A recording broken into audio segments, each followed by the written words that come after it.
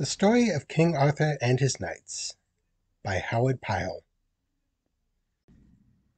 Part 1. The Winning of Kinghood. Here beginneth the story of the sword, the anvil, and the marble stone, and of how that sword was first achieved by an unknown youth, until then of no renown, whether in arms or of estate. So hearken unto that which I have hereinafter written. Chapter 1.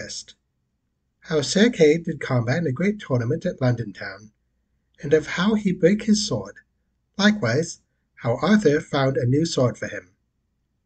It happened that among those worthies who were summoned unto London town by the mandate of the Archbishop, as above accounted, there was a certain knight, very honourable and of high estate, by name Sir Ector of Bonemaison, surnamed the Trustworthy Knight, because of the fidelity with which he kept the counsel of those who confided in him, and because he always performed unto all men, whether high or low degree, that which he promised to undertake, without defalcation as to the same. So this noble and excellent knight was held in great regard by all those who knew him.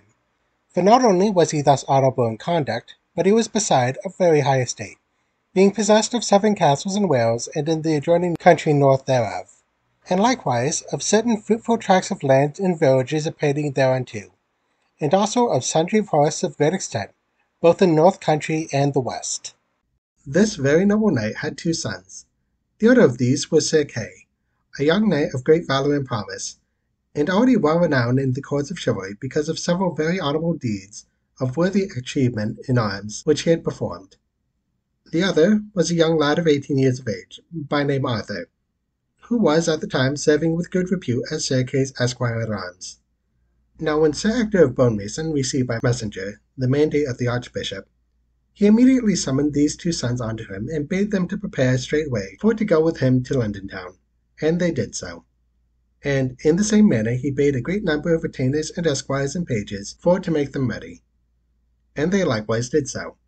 Thus, with a very considerable array at arms, and with great show of circumstance, Sir Ector of Bonemaison betook his way on to London town in obedience to the commands of the Archbishop. So when he had come thither to take up his inn in a certain field, where many other noble knights and puissant lords had already established themselves, and there he set up a very fair pavilion of green silk, and erected his banner emblazoned with the device of his house, to wit, a griffin black upon a field of green. And upon this field were a great multitude of other pavilions with many different colours. And over above each pavilion was a pennant and the banner of that puissant lord to whom the pavilion belonged. Wherefore, because of the multitude of these pennants and banners, the sky was at places well nigh hidden with the gaudy colours of fluttering flags. Among the great lords who had come thither in puissance to the Archbishop's summons were many very famous kings and queens and noblemen of high degree.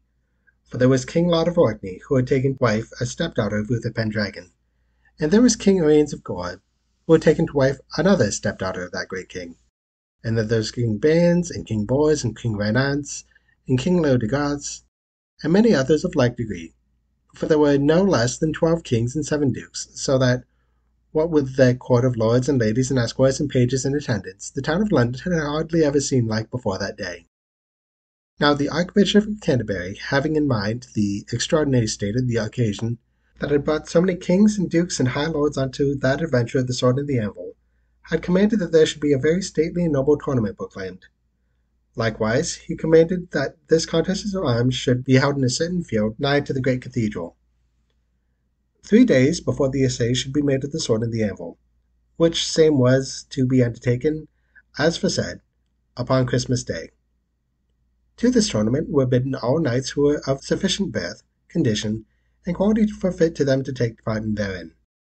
Accordingly, very many exalted knights made application for admission, and that in all such numbers that 3 heralds were kept very busy looking into their present unto the rights of battle. For these heralds examined the escutcheons and the rolls of lineage of all applicants with great care and circumspection. Now when Sir Kay received news of this tournament, he went to where his father was, and when he stood before his face, he spake this ways: Sire, being thy son, and of such very high condition, both as to birth and estate, as I have inherited from thee, I find that I have extraordinary desire to imperil my body in this tourney. Accordingly, if so be I may approve my quality as to knighthood before this college of heralds, it will may be to thy great honour and credit, and to the honour and credit of our house, if I should undertake this adventure. Wherefore I do crave thy leave to do as I have in mind. Unto these Sir Hector made a reply, My son, thou hast my leave for to enter this honourable contest, and I do hope that God will grant thee a great deal of strength, and likewise such grace of spirit that thou mayst achieve honour to thyself and credit unto us who are of thy blood. So Sir Kay departed with very great joy and immediately went to that congress of heralds and submitted his pretensions unto them.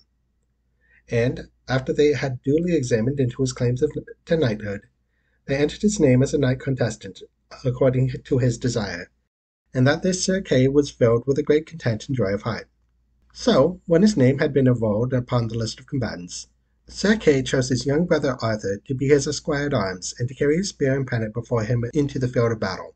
And Arthur was also made exceedingly glad because of the honour that had befallen him and his brother. Now the day having arrived when this tourney was to be held, a very huge concourse of people gathered together to witness the noble and courtly assault at arms. For at the time London was, as aforesaid, extraordinarily full of nobility and knighthood. Wherefore it was reckoned that not less than 20,000 lords and ladies, besides those 12 kings and their courts, and the 7 dukes and their courts, were assembled in the list circumjacent to the field of battle, for to witness the performance of these chosen knights. And those noble people sat so close together, and so filled the seats and benches assigned to them, that it appeared as though an entirely solid wall of human souls surrounded that meadow where the battle was to be fought. And indeed, any knight might well be moved to do his uttermost upon such a great occasion, with the eyes of so many beautiful dames and noble lords gazing upon his performances. Wherefore the hearts of all the knights attendant were greatly expanded with emulation to overturn their enemies into the dust. In the centre of this wonderful court of lords and ladies there was erected the stall and throne of the Lord Archbishop himself. Above the throne was a canopy of purple cloth emblazoned with silver lilies, and the throne itself was hung all about with people cloth of velvet, embroidered alternately with the figure of St. George in gold, with silver crosses, and of St. George surrounded by golden halos. Here the Lord Archbishop sat in great estate and pomp, being surrounded by a very excited court of clerks of the high degree, and also of knights of honourable estate, so that all the centre of the field glistened with the splendour of gold and silver embroidery, and was made beautiful by various colours of rich apparel and bright with fine armours of excellent workmanship. And indeed, such was the stateliness of all circumstances that few who were there had ever seen so noble preparation for a battle as which they then beheld. Now, when all that great assembly were in their places, and everything had been prepared in due wise, a herald came and stood forth before the installed throne of the Archbishop, and blew a very strong loud blast upon a trumpet. And that signals the turnpikes of the lists were immediately opened, and the 2 parties of knight contestants entered therein. The one party at the northern extremity of the meadow of battle, and the other party at the southern extremity thereof.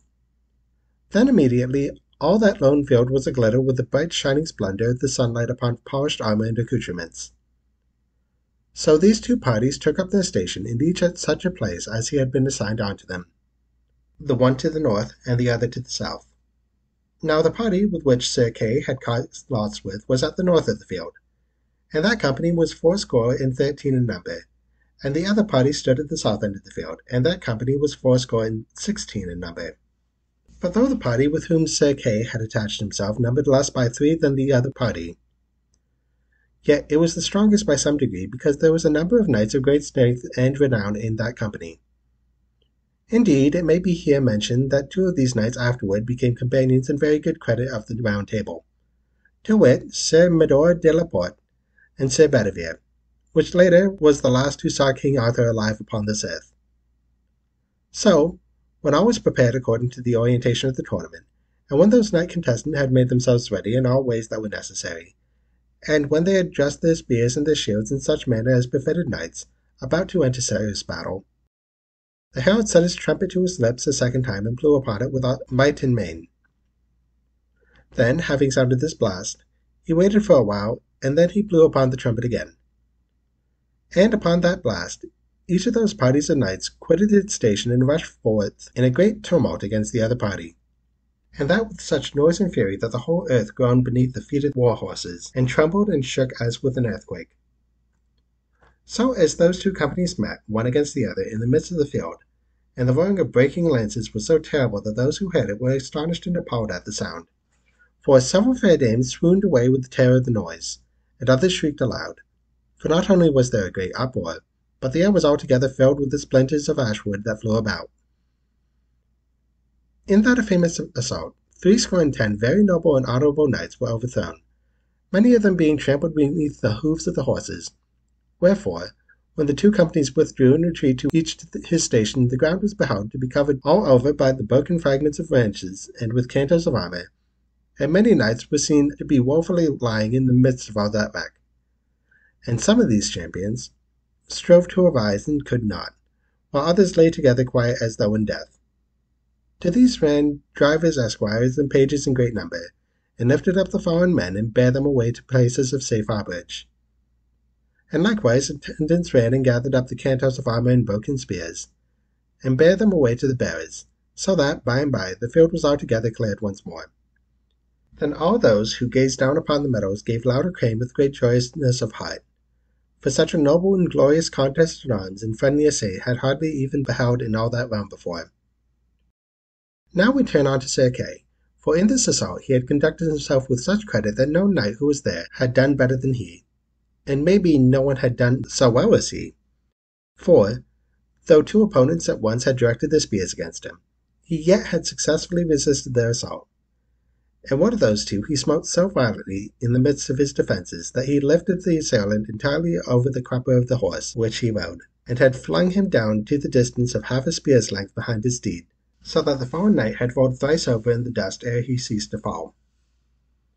And when those of Sir Kay's party were nigh to beheld what he did, they gave him a loud and vehement acclaim, and that in such measure that Sir Kay was wonderfully well satisfied and pleased at heart. And indeed, it is to be said that at that time there was hardly any knight in the world who was so excellent in deeds of arm as Sir Kay.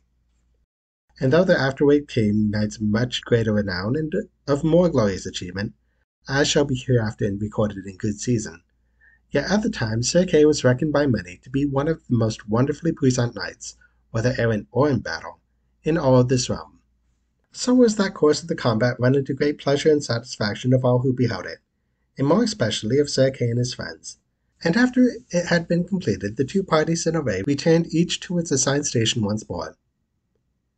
And when they had come there, each knight delivered up his spear unto the esquire, for the assault which was next to be made was to be undertaken with swords, wherefore all lances and other weapons were to be put away, such being the order of that courteous and gentle bout at arms.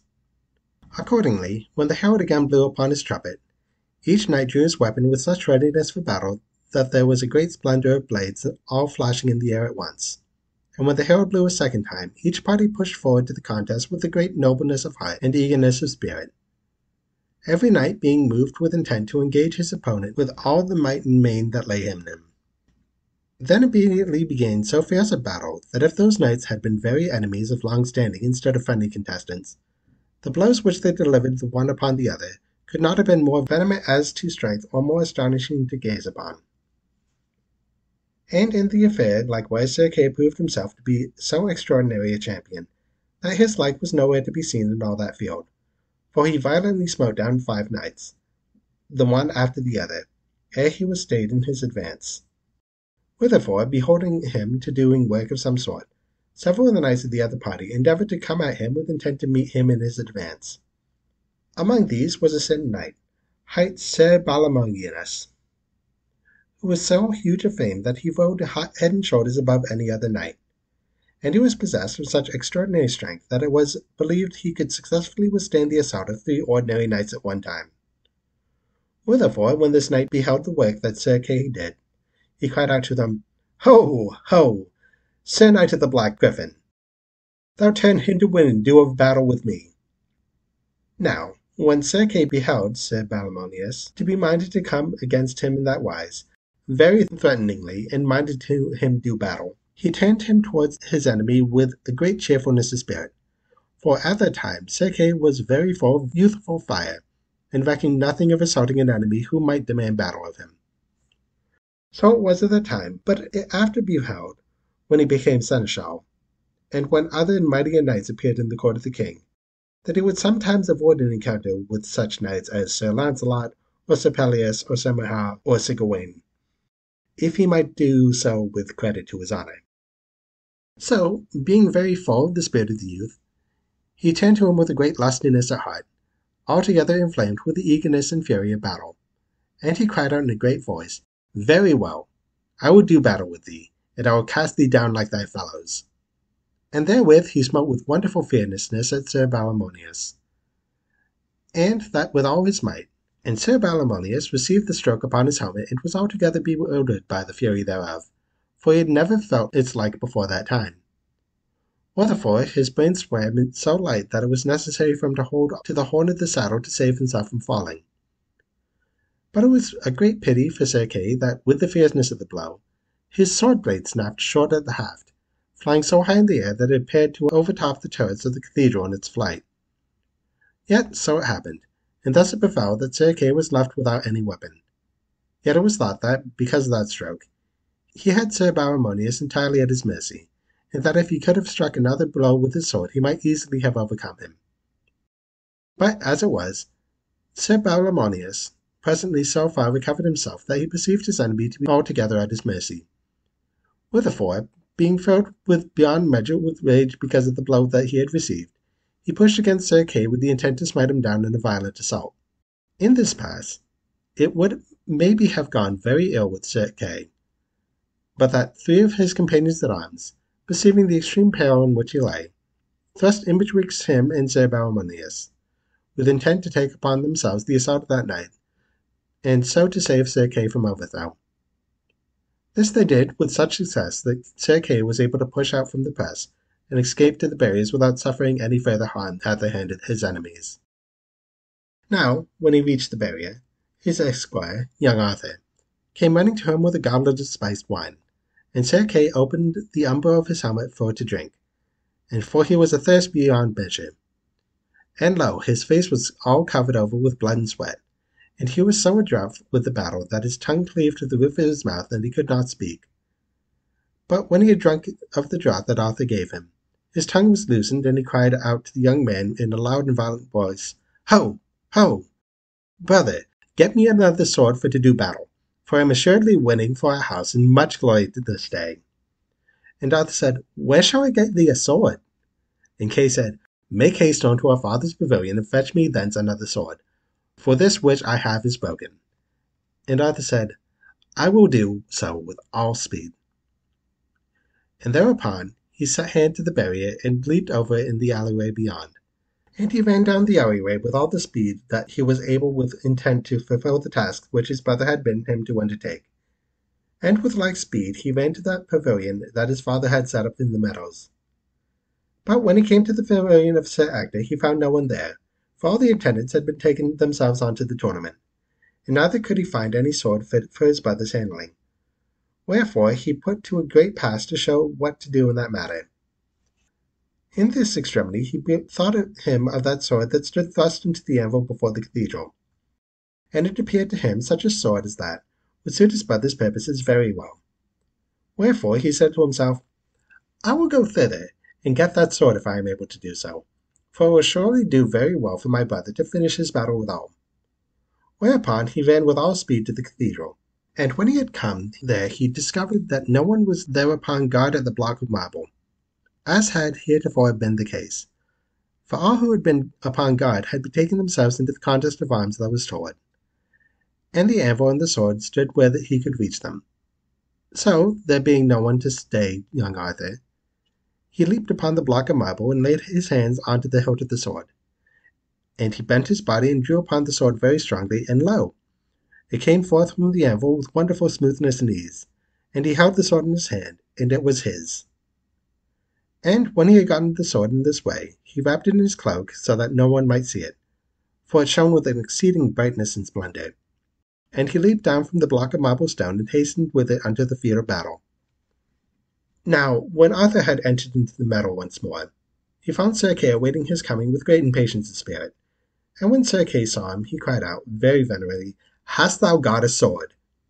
And Arthur said, Yea, I have one here. And thereupon he opened his cloak and showed Sir Kay what sword it was he had brought. Now, when Sir Kay beheld that sword, he immediately knew it, and he wist not what to think or what to say. Wherefore he stood for a while, like one turned into stone, looking upon that sword. Then in a while he said, in a very strange voice, Where got ye that sword? And Arthur looked upon his brother, and he beheld that his countenance was greatly disturbed, and that his face was altogether as wet as wax. And he said, Brother, what ails thee that thou lookest so strangely? I will tell the entire truth. I could find no sword in our father's pavilion. Wherefore I bethought me of that sword that stood upon the anvil in the marble and cube before the cathedral. So I went thither and made essay to draw it forth, and came forth with wonderful ease. So when I had drawn it out, I wrapped it in my cloak and brought it hither unto thee as thou beholdest. Then Sir Kay turned his thoughts inward and communed with himself in this wise. Lo, my brother Arthur is yet hardly more than a child, and he is, moreover, exceedingly innocent. Therefore he knoweth not what he hath done in this, nor what he doing thereof signifieth. Now, since he hath achieved this weapon, why should I not myself lay claim to that achievement, and so obtain that glory which in signifieth? Whereupon he presently aroused himself, and he said to Arthur, Give that sword and cloak to me. And Arthur did as his brother commanded. And when he had done so, Sir Kay said unto him, Tell no man of this, but keep it privy in thine own heart. Meantime, go thou to our father where he sits at the lists, and bid come straightway unto the pavilion, where we have taken up our inn. And so Arthur did as Sir Kay commanded him, greatly possessed with wonder that his brother would be so disturbed in spirit as he had appeared to be. For he wist not what he had done in drawing out the sword from the anvil, nor did he know of what great thing should arise from that little thing. For so it is in this world, that a young man sometimes approves himself to be worthy of such a great trust as that, and yet, in lowliness of spirit, he is yet another unaware that he is worthy thereof. And so it was with young Arthur at this time.